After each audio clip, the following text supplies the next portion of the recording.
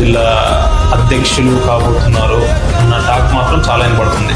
BRS party నువ్వు లాఠీ ఇచ్చి కాపలా వేయమంటే కాపలా వేస్తాం, గన్ను ఇచ్చి కాపలా వేయమంటే గన్ను పట్టుకుని కాపలా వేస్తాం. ఏ రూల్ ఇచ్చినా చేస్తాం. కేసీఆర్ గారి నాయకత్వంలో, మా దయాకరావు గారి నాయకత్వంలో చుట్టూ పనిచేస్తాం. కొంత కొడుకులెక్క వేసుకుంటారు.